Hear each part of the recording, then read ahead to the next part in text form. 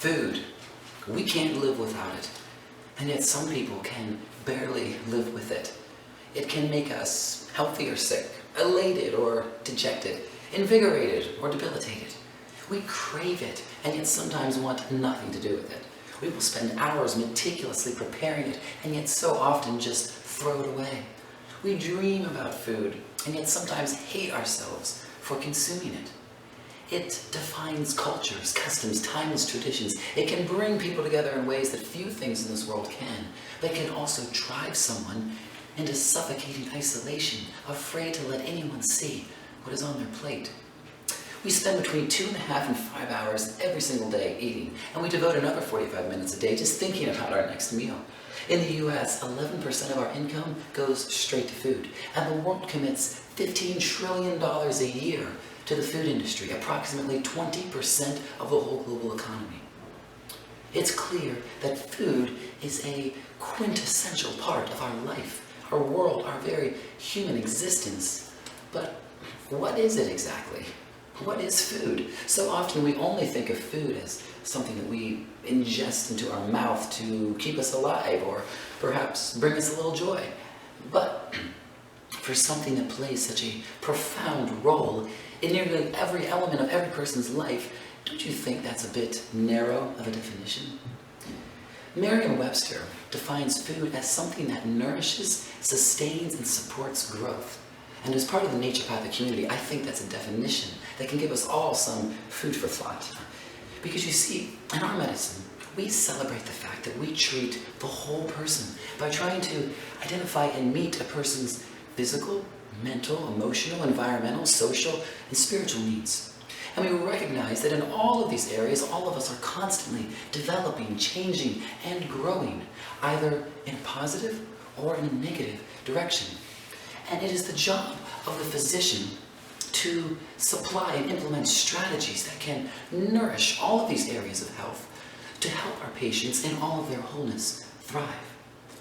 So if whole person health is our target, and if healthful food one of our arrows, perhaps then we ought to pay more attention to making sure that our patients are nourished with food for the mind, food for the body, and food for the soul.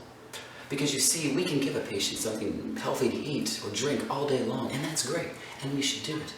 But if what they are really craving is a deeper emotional, social, or spiritual hunger, then we will send them away starving every time. As human beings, we simply have to feed on more than just our proteins, fats, and carbs. All of us have a regular, undying need for each other, for validation, appreciation, freedom, peace, purpose, autonomy, a sense of self-worth, for love.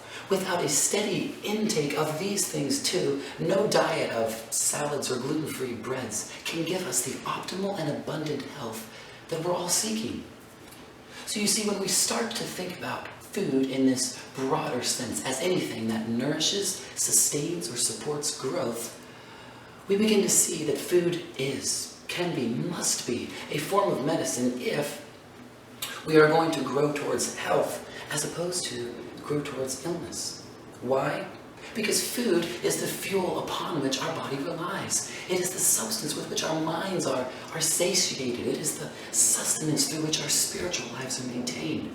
Without enough food, healthy food, non-toxic food, appropriately used food, not only will our bodies begin to fail, but our minds will begin to deteriorate.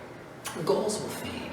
Our confidence will wane. Our hopes will diminish. Our relationships will struggle. Our spirits will wither.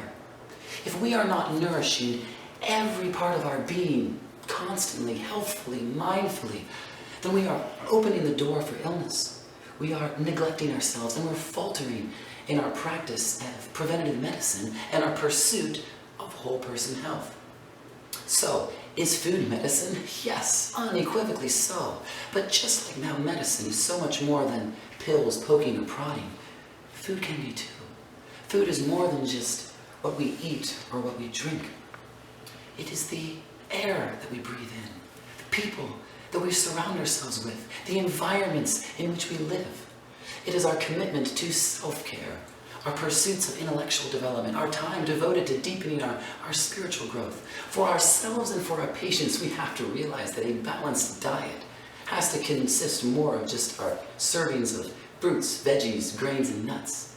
But it also must include a serving of prayer or meditation, a slice of intellectual study to chew on, a sparing consumption or perhaps altogether avoidance of toxic thoughts, relationships, places.